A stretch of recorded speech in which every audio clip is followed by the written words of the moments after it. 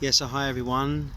This is Paul here, and sitting in a park again, just like the last video. But this time I'm actually in Copenhagen, Denmark.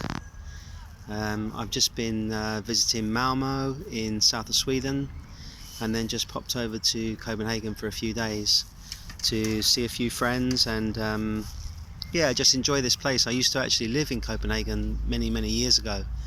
So if ever I'm sort of in this part of the world, I like to come back and spend a few days here and just enjoy the place. It's a beautiful city. I'm actually in the Botanical Gardens, which some of you may know. So anyway, short video, because one of the things that I've been working on, considering, contemplating, meeting people with, is the work around the inner child. And it feels to me like that is the work that is just calling me very strongly at the moment. And in fact, we just had a retreat, a 4-day retreat in Stjärnsund in Sweden, and a lot of the interactions we had were about the inner child and about, you know, how to bring the recognition of the inner child into the spiritual arena, so that's not excluded.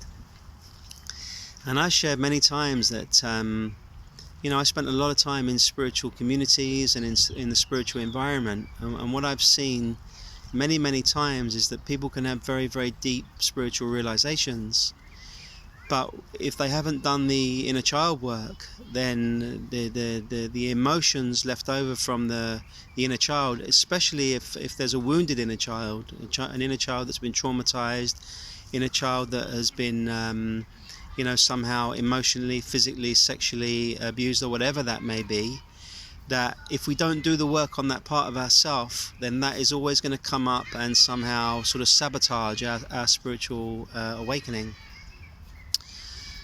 So my exploration a lot in myself at the moment is to see, you know, how can I hold the inner child within the light of presence?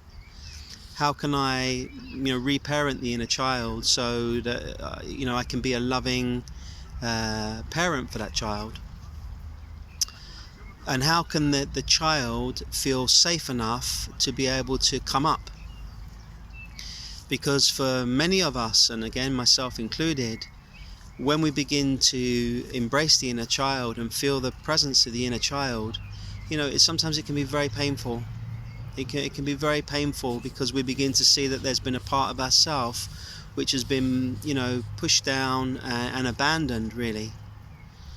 And as we begin to recover that part of ourself, you know, all the feelings of,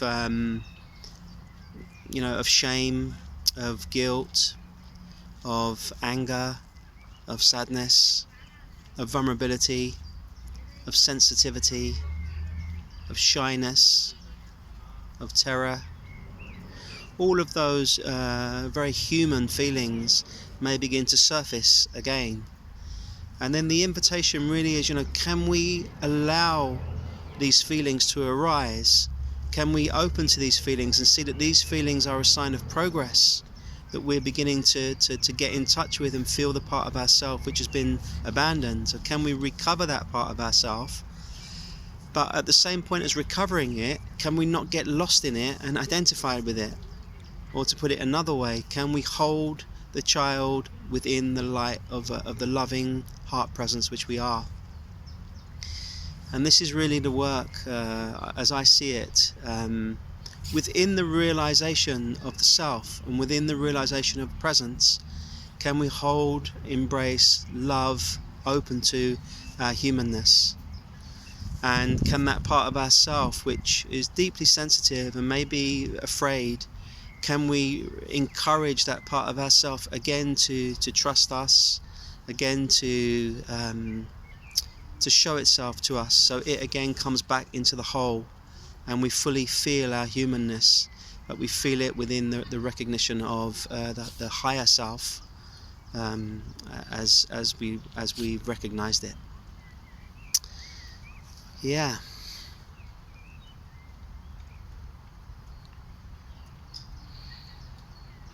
think that's about all I wanted to say.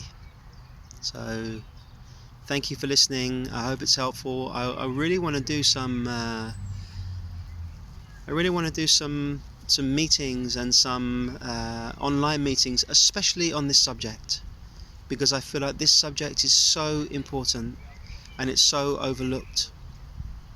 And in fact, whenever I hear about, broken relationships and alcoholism in families, or drug addiction in families, or any kind of dysfunction, I'm almost always seeing now that comes from abandoning the inner child, then being out of touch with ourselves, and then those feelings of abandonment and shame, or whatever they may be, they're coming out in a different way, in a way that's unconscious. And really, what is being shared here is, can we bring the inner child into the field of consciousness? Can we meet him or her consciously? And can we love him or her? Because inside all of us is a beautiful, innocent, gorgeous little child that just wants to feel the love and the support and the encouragement of a loving parent. So yeah, I'll give you a little look. Copenhagen Botanical Gardens.